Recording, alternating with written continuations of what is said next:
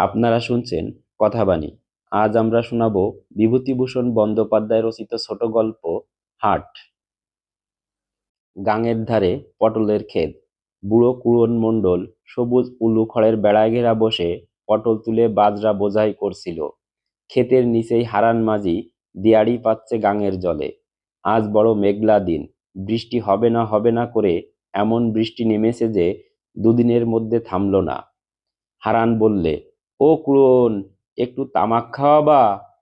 নামো ওখান থেকে, ইদিকে এসো। একটা বাবলা গাছের তলায় দুজনে তামাক খায় বসে। দুজনেই জলে ভিজছে, কিন্তু কেউ ওটা গ্রাহ্য করছে না। ভদ্রলোক নয় যে ঘরের মধ্যে বসে থাকবে। জলে না ভিজলে ক্ষেত খামারের কাজ বা মাছ ধরার কাজ হবে কোথা থেকে? আর এতে ওদের শরীরও খারাপ হবে না, ওরা জানে। রোদে জলে শরীর পেকে গিয়েছে। ভদ্রলোক হলে এমন ধারা ভিজলে নিউমোনিয়া হতো হয়তো। হারান বললে, হাটে যাবা? যাই, দুবাজরা মাল কাটতে হবে তো। তাই যাবা? নতুন হাটে? তাই যাব। পুরনো হাটে কেউ বড় একটা আসছে না, মাল কাটে না। পটলের মন কত? তা কি করে বলবো, খদ্দেরে যা দেয়। আর মাছ? নশে কি। দুজনে খুব খুশি। এবার চড়া পটল আর চড়া মাছের দাম গিয়েছে ২-৩ মাস। হাতে কিছু জমেছে দুজনেরই। অবশ্যই কুড়নমণ্ডলের অবস্থা হারান মাঝির চেয়ে সচ্ছল। চরে ৭ বিঘে পটল বাদে প্রায় ১০ বিঘে কলা বাগান আছে ওর। একখানা ডিঙি বেয়ে হারান মাঝি আর কমন মাছ ধরবে মাসে। কুড়ন বাড়ি ফিরে খেয়ে নিলে, তারপর পটলের বাজরা মাথায় হাটের দিকে রওনা হলো। এ হাটটা নতুন হয়েছে আজ মাস ৫-৬। রসুলপুরের আব্দুল খালেক মিয়া জমিদার গত পৌষ মাস থেকে এ হাট বসিয়েছেন। ঝিটকি পোতার পুরনো হাটে আজকাল লোক হয় না। নতুন হাটে খাজনা নেই, তোলা নেই, ভিখিরির উৎপাত নেই। কলকাতার পাইকারি খদ্দের এখানে আসে বেশি, দামও দেয় বেশি। হাটে গিয়ে কুড়ন বসে তার নির্দিষ্ট স্থানটিতে। পটল প্রথম ছিল ২ আনা সের। কলকাতা ও রানাঘাটের পাইকারি খদ্দের যেমন আসতে শুরু করলো, অমনি দাম চড়ল ১০ পয়সা। কুড়ন হাতে দাড়িপাল্লা নামিয়ে একবার তামাক সেজে কলকেটা হাওয়ায় রেখে দিলে টিকে ধরাবার জন্যে। একটা খদ্দের এসে বলল, পটল কত? কুড়ন গম্ভীর ও নিষ্প্রিয় সুরে বলল, ১২ পয়সা। ১২ পয়সা কি রকম? সব জায়গায় ১০ পয়সা, আর তোমার ১২ পয়সা? তবে সেই সব জায়গায় নেউগে যাই। ভালো পটল? হাত দিয়ে দেখো, আসল বসে কি লতার পটল। তুলে দেখো না একটা, এর দাম ১২ পয়সা। কুড়ন মণ্ডল ঘুঘু ব্যবসাদার। খদ্দের কিসে ভোলে, কোন ধাপ্পায় তাকে কাবু করা যায়, এসব তার ৩৬ বছরের অভিজ্ঞতা প্রসূত জিনিস। নিজের জিনিসের দাম নিজেই চড়িয়ে দিতে হবে এবং জোর গলায় নিজের জিনিসের তারিফ করতে হবে। খদ্দের ভিজবেই, ভিজতে বাধ্য। খদ্দের তখন ১২ পয়সার পটলকে কল্পনানয়নে অনেক উঁচু বলে ভাবতে শুরু করবে। ব্যবসার এ অতি গুহ্য তত্ত্ব। কুড়নমণ্ডল সারা জীবন ধরে সাধনা করে এ তত্ত্বে সিদ্ধি লাভ করেছে। দেখতে দেখতে খদ্দেরের ভিড় লেগে গেল তার সামনে। ১০ পয়সা সেরের পটল কেউ কেনে না। কুড়নমণ্ডল মনে মনে হেসে চড়া গলায় বলতে লাগলো, এই চলে এসো খদ্দের, ১২ পয়সা। সরাটির চড়ার সেরা পটল, ১২ পয়সা। চলে এসো। ২০ মিনিটের মধ্যে আধমন পটল উঠে গেল ওই দরে। সিকিও আনি প্রচুর জমল বগলিতে।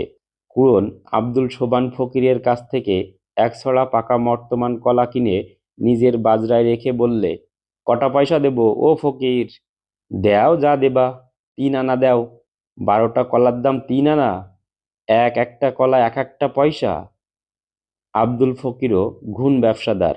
নিজের বাড়ির উঠোনে সব রকম তরিতরকারি উৎপন্ন করে এবং তাই হাটে বেচে ২ পয়সা রোজগার করে। ওর সম্বন্ধে একটা গল্প প্রচলিত আছে এ জঙ্গলে। কে একজন দুটি পাতিলেবু চাইতে গিয়েছিল আব্দুল শোভনের বাড়ি। ও ফকির, লেবু আছে তোমার বাড়ি? পাছে বিনি পয়সায় দিতে হয়। তখনই ওর মুখ বন্ধ করবার জন্যে আব্দুল ফকির বললে, পয়সা দিলেই পাওয়া যায়। সেই আব্দুল ফকির, সে অমায়িকভাবে হেসে বললে, জুজ্জের বাজারে কোন জিনিসটা সস্তা দেখছো ও কুড়ন? তুমি পটল বেচলে কি দর? না, ফকিরের সঙ্গে পারা গেল না। অবশেষে ১০টা পয়সা দাম দিতেই হলো। বেলা ৫টার মধ্যে পটলের বাজার কাবার, বিক্রিও বটে। কুড়ন তাদের গায়ের হরিপদ মাইতিকে ডেকে বললে, কখানা বাজরা বেচলে? দুখানা। বেশ বিক্রি। কি বলো ভাইপো? যুদ্ধের সময় লোকের হাতে পয়সা কত আজকাল। তা সত্যি। এমন কখনো দেখেছিলে খুড়ো? তোমার বয়স তো 4-20 কাছে ঠেকলো। তুমি যখন হাট করতে আরম্ভ করেছো তখন আমরা জন্মাইনি। তা সত্যি। হরিপদ মিথ্যে বলেনি। কুড়ন ভেবে দেখে, সত্যি হরিপদ যখন জন্মায়নি তখন থেকে সে হাটে পটল বেচে। কিন্তু সে এ হাটে নয়, জিটকি পোতার পুরনো হাটে। এ হাট তো মোটে গত পৌষ মাস থেকে হয়েছে। কুড়ন আজ 40-42 বছর ধরে ঝিটকি পোতার হাট করছে। কত দিনের কত স্মৃতি ঝিটকি পোতার হাটের সঙ্গে জড়ানো। এ নতুন হাটে এসে কোনো আনন্দ হয় না। এখানে এসে পয়সা হয় বটে, কিন্তু সব পাকা ঠেকে মন খুশি হয়ে ওঠে না। মনের যোগাযোগ কিছু নেই এ হাটের সঙ্গে। কথাটা তার রোজই মনে হয়। ঝিটকি পোতার হাট তার কতকালের পরিচিত। এখানে বসে সে এতক্ষণ ভাবছিল ঝিটকি পোতার হাটের সেই অশ্রুত গাছতলা, যেখানটিতে 42 বছর ধরে ফি হাটে বসে সে পটল বিক্রি করে এসেছে। কত পুরনো লোক ছিল, তাদের কথা মনে পড়ে। তার আগে ওইখানটিতে বসতো লক্ষণ সর্দার, ভীম সর্দারের বাপ। লক্ষণ সর্দার বেগুন বিক্রি করত। তার বাপের বয়সী বুড়ো তাকে হাতে ধরে বেচাকেনা শিখিয়েছিল। রোজ নিজের গাড়িতে চড়িয়ে ওকে নিয়ে আসতো হাটে। লক্ষণ সর্দার মরবার পরে তার ছেলে ভীম ওকে বললে, বাবার জায়গাটিতে তুমি বসে বেচাকেনা করো দাদা, আমি হাট করা ছেড়ে দিলাম। বেগুন পটল বিক্রি আমার পোষাবে না। আমি পাটের ব্যবসাতে নামবো ভাবছি। 2 বছর পরে পাটের ব্যবসাতে ফেল মেরে ভীম সর্দার আবার যখন হাটে ফিরে এলো বেগুন পটল বেচতে, তখন অশ্বত্থতলাতে কুড়নের আসন পাকা হয়ে গিয়েছে। সেসব আজ কত বছরের কথা। নতুন হাটে বসে পুরনো হাটের সেই অশ্বত্থতলার কোণটি বড় মনে পড়ে। এই জায়গাটি ছিল ওর লক্ষ্মী। ওখানেই বেচাকেনার কাজে হাতেখড়ি, জীবনের উন্নতির সূচনা। আজ যুদ্ধের বাজারে পটলের দাম বড় চড়া। এত চড়া দামে কখনো পটল বিক্রি হয়নি তার জীবনে। এত পয়সাও কোনোদিন হাতে আসেনি। তবুও ভালো লাগে না। পয়সাতেই কি জীবনের সুখ হয় শুধু? আজ কোথায় গেল সেই ভূষণদা? কোথায় গেল কেষ্ট ময়রার বাবা হরি ময়রা? কোথায় গেল হাটের সাবেক ইজারাদার পাঁচু নিকিরি? পাঁচকড়ি নিকিরি কখনো হাটের খাজনা আদায় করেনি ওর কাছে। বলতো, তোমার কাছে 4 পয়সা খাজনা নিয়ে কি করবো কুড়ন? 1 সের করে পটল দিও তার বদলে, আর 2টো বেগুনের চারা। এবার বর্ষায় 8 বিঘে বেগুন লাগাবো ভাবছি। মুক্তকেশী বেগুন আছে? আছে। বীজ দেবো এখন। নিকাটা বেগুন। একটাতে 1-1 সের। বলো কি? হয় না হয় চোখই দেখো। নিজের চোখই দেখলি তো আর অবিশ্বাস যাবা না। বেলা গেল। ওদের গায়ের লোকেরা গাড়ি করে বেগুন পটল এনেছিল। খালি গাড়িতে ওরা সবাই একসঙ্গে বসে বাড়ি ফেরে। হাঁটতে হয় না এতটা রাস্তা। কই, দাও তো তোমার বাজার তুলে দিই গাড়িতে। যাব। তুমি বাজরা তুলে দাও, আমি মেছো হাঁটা পানে যাই। কোয়ানে বাবা, আজ মাছ কিনতে পারবা না? 2.5 টাকা কাটা পোনা। ও, আর আমাদের পটলের বেলা বুঝি সস্তা খোঁজে? আসছে হাটে 4 আনার কমে কেউ বেচতে পারবা না, সবাইকে বলে দিচ্ছি। গরুর গাড়িতে ওদের গ্রামের 8 জন উঠল। গল্প করতে করতে যাচ্ছে সবাই। পান বিড়ি ওকে দিচ্ছে। কুড়ন মণ্ডলের সমবয়সী কেউ নেই গাড়িতে। তবে নিতাই ঘোষ আছে। সে যদিও তার 10 বছরের ছোট। বর্তমানে দুজনেই সমান বৃদ্ধ। কুড়ন নিতাইকে বললে, কিন্তু যতই বলো ঝিটকি পোতার হাটে গিয়ে যে মজা ছিল এখানে তা নেই। নিতাই বললে, যা বললে দাদা, সেখানে অন্তত 30 বছর হাট করেছি। তুমি 30 বছর আর আমি 40-42 বছর সেখানে হাট করেছি। সেখানে মন বড্ড টানে। মনে পড়ে সেবার বন্যের সময় ভূষণদার দোকানে চড়ুই ভাতি করেলাম। ওহ, সেসব কি আজকের কথা? ভূষণদা মারা গিয়েছে আজ অন্তত 10 বছর। সে অন্তত 20 বছর আগের কথা। কি দিয়ে খেয়েছিলে বলো তো? আমার আজও মনে আছে।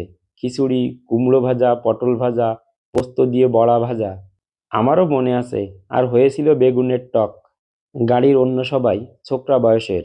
2 বুড়োর কথাবার্তা শুনে হেসেই তারা অস্থির। ওদের মধ্যে একটি হাস্যরত ছোকরাকে ধমক দিয়ে কুড়ন বললে, ওরে থাম ছোড়া, হেসে যে মলি।